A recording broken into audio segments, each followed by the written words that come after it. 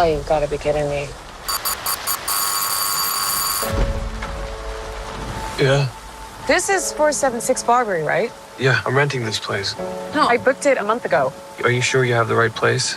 Yeah. What am I supposed to do? Why don't you come inside and we'll call these idiots. What's up, guys? It's your boy Mizzy. I'm here today. I say day 2 of my movie reviews for horror movies. This is for the movie Barbarian, the movie before Weapons. If you haven't seen this, go see this movie because this review will be filled with spoilers. Like I said, man, go see it. Don't watch a trailer. Don't watch nothing. Just go watch it. If you're a horror fan, you'll love it. But like I say, just go watch it.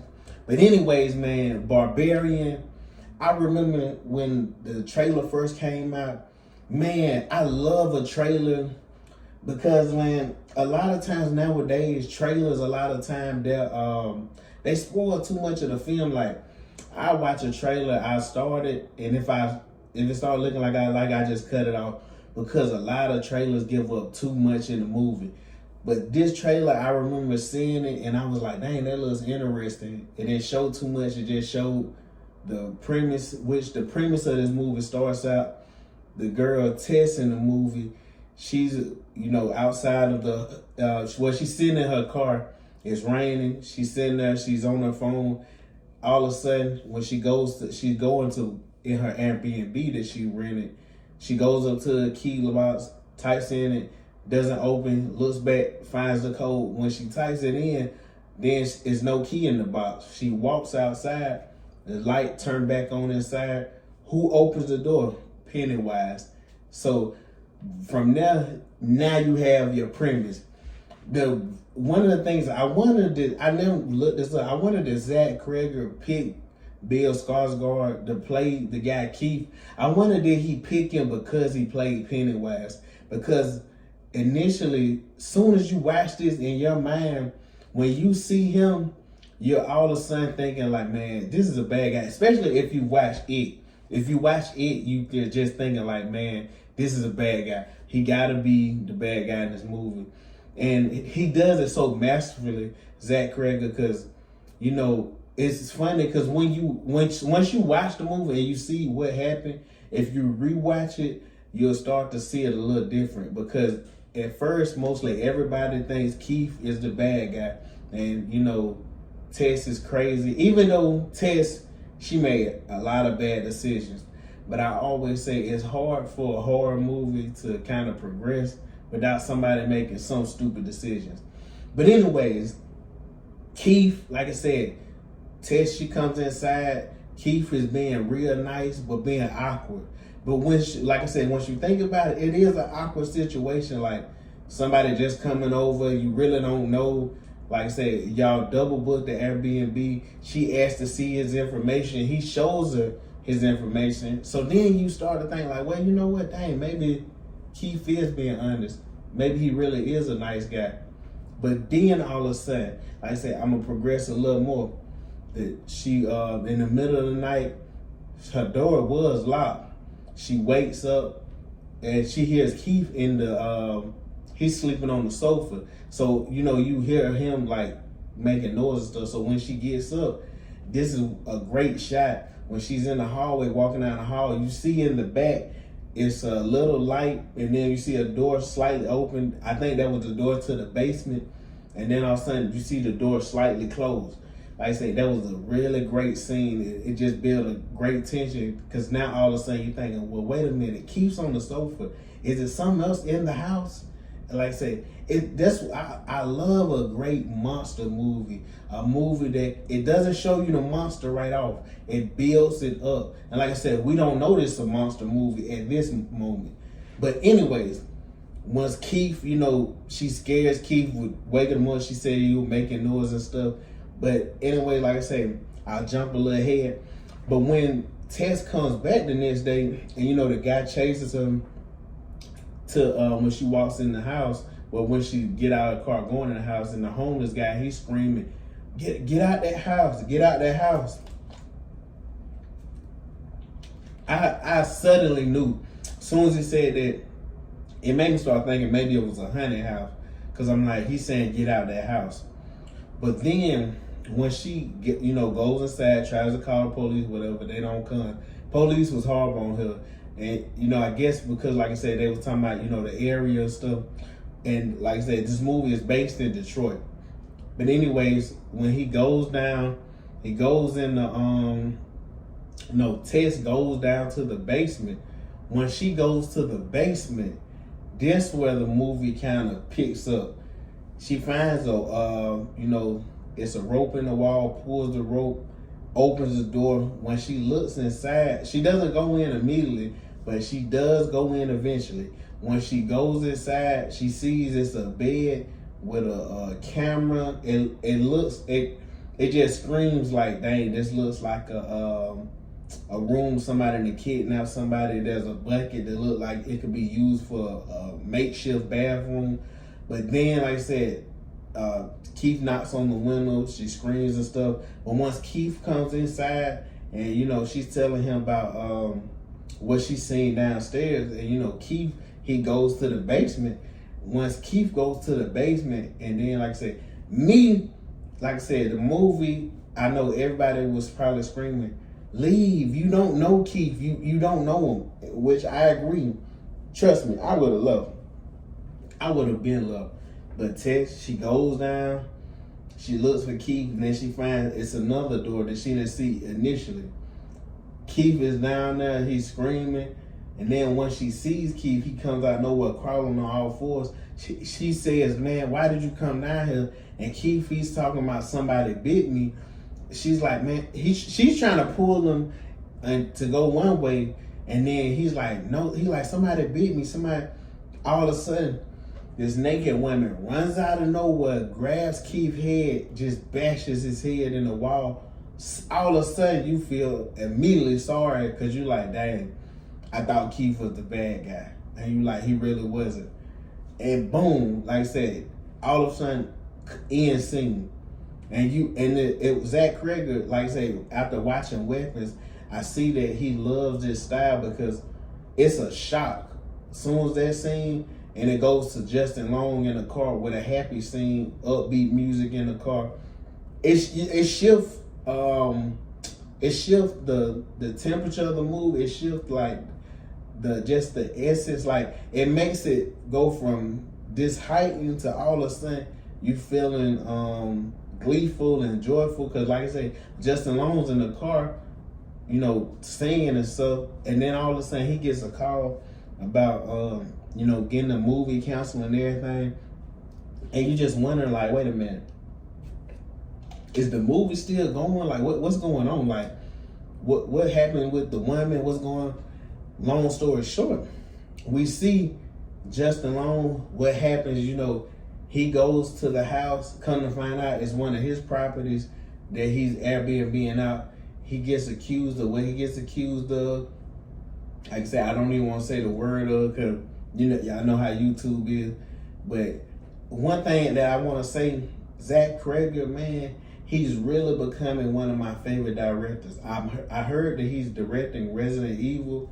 Man, this guy, he right now is with Barbarian and Weapons, he's killing it. He's one of the top new directors for me. Both movies are great. I really don't. I think I like Weapons more to edge Barbarian out a little bit, but I'm not sure. Both of them great. But anyways, when Justin Long character, he's that character in a movie that, it's always a character that you don't know how you feel about it first, because he's talking about that he could have S.A.'d this woman, but you see, once he called his friend up and he go talk to his friend, he tell his friend, oh yeah, we did, do this. He like, she just took a little convincing. All of a sudden, then you like, oh man, this guy, man, he's disgusting. Don't let him be whatever. But Justin Long, like I said, one of the funniest scenes in this movie. And with Weapons, we know Zach Cregger come from comedy, but we see that he still wants to bring that influence in films. Because like I said, when he initially sees the, with testing, he's thinking about selling the property. He grabs a tape measure and start measuring the feet because he's trying to get as much money as he can for the property. And you just thinking like, this idiot, he's not aware of nothing around here. He's walking past dog cages. He's walking and it's just pitch black. And then all of a sudden when he gets to the videotape and sees, it was the video, the baby video. Then all of a sudden he hears something and the tape measure starts shaking. This was a great, and I gotta give Zach credit for this. A lot of them shots that is very dark and eerie. He just knows how to set a great tension in the film. He knows how to get you really invested that you just like, man, I gotta see the end of this to figure out, is it gonna be wrapped all up? But anyways, like I say, man, all of a sudden, just alone, I'm gonna go ahead a little bit because I'm just talking a couple scenes that I love. The one when it goes back in the past and it shows the actual, I guess what we come to think of the dad to the woman, because the homeless man, he said when Tess asked what was wrong, or what she is or whatever, the woman, he's like, oh, that's her dad's place. And he like, that's what happened when you make a copy of a copy and a copy of that copy. Man, it just puts a sick feeling in your stomach. And like I said, it's real eerie because you just, like I said, man, it's a great way to show you don't have to see something to visualize it, and it just sets you off because I'm like, wait a minute. So she's been down there her whole life. And like I said, of course, I know most people probably like, well, how is she this strong just because she's been on the ground? Man, sometimes just enjoy a movie and don't try to overthink it, guys. Sometimes just go with a movie, watch it for what it is, and just enjoy it. All movies have kind of plot holes and, well, if this is this and this and that, man, just enjoy the movie. But like I said, I love when the guy went back in time. I wish I could think of his name right now. When they went back in time, Zach Kreger, he even changed up the way the film was. It almost seemed like it was in like a fish eye because it was real focused on the guy. He went to the grocery store, he's walking down, and then like I said, once he goes to the women's house, he pulls out like it looked like a maintenance shirt with a maintenance jumpsuit, like a Dickie jumpsuit, and he puts it said Carlos on it. That would have been a red flag for me. Man, anybody could have seen that white man name was Carlos. But he goes inside, unlocks the window, and when he goes home, his neighbor, he's telling him like the neighborhood going to shit. He's finna leave the neighborhood. But when he walks in the house, now we seen the house how it looks now, updated, modern. When back then we see it's kind of cluttered and everything kind of disheveled everywhere. But when he walks to the basement, open the door, we hear a woman screaming. A great sound design, a great way of us knowing that this is the guy. But like I said, we still don't got the whole story. That's why I say a great monster movie is really, the best monster movies is the one with simple premises. This was straight to it, straightforward. And like I said, man, we see later on when, like I said, I just want to kind of, jump onto the end. We see later on when, I can't remember I don't know if they called the monster by name or they just said she, but we see later on once the homeless guy, when he was in his place and, he was talking about, he was saying like, she never came in here. That was like I feel like Zach Kreger knows horror fans. And he knows that horror fans are watching right there like, well, we know what's about to happen. Boom, she busts in there. She literally rips his arm off and just beats him with his own arm. Like, it was one of those scenes that I think he's doing to be kind of creepy but kind of funny at the same time. And then, like I say, at the end, when the guy, I can't think of the guy, whatever Justin Long character name was, he pushes Tess off, I think it was a water tower, because he's trying to defend himself. And it's funny because he just was talking when they was around the homeless man.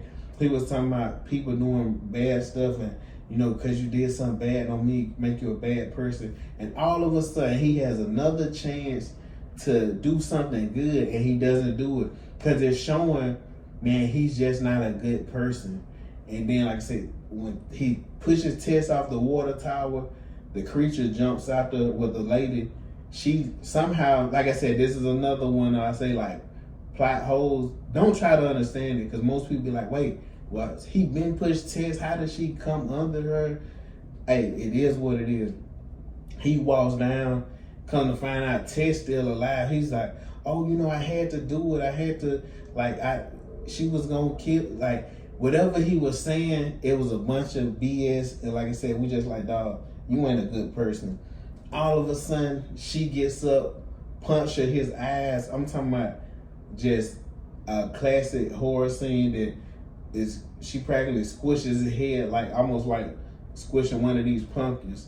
And I'm talking about, it's just disgusting. And then Tess, she starts back calling Tess her baby. And Tess is really, you start to feel sad for the monster, because you think back to when the guy was saying, you know, a copy of a copy, and that she had no say in this. She didn't want to turn out to be what she was, but life circumstances, like I said, the guy who was the serial killer, you know, whoever, like I said, the guy said a copy of a copy and a copy of a copy, whatever this woman turned out to be, like I said, even though she didn't have no control, you still felt sad for her. And then, like I said, Tess ends up having a shooter. Then you see Tess just limping off into the distance, and the movie ends. That's why I really, and like I say, I love this, because some of my favorite horror movies are real straightforward, real simple. Like I said, one of my favorite monster movies is Jeepers Creepers. So it just was a great film. I suggest, like, I always, when people be like, they want to watch a horror movie, or you know, when you're around, you just chilling, and people be like, man, y'all want to watch a movie? I always say, have you seen Barbarian? I always ask this, and when people say no, I'm like, well, you gotta watch it. You gotta watch Barbarian, because it's one of them movies that it just gets a lot of conversation going. You're gonna have people saying Tess is dumb. You're gonna be looking at people, because they're gonna be like, oh, Keith is weird when he's getting the wine and stuff. What is he doing? But come to find out, Keith was just a nice guy, and he was just awkward. But anyways, guys, it's your boy Mizzy. I love being here, love talking, and like I say, conversating about this film. But anyways, like, comment, subscribe, share, and your boy, we out this day, and I'll see you next time.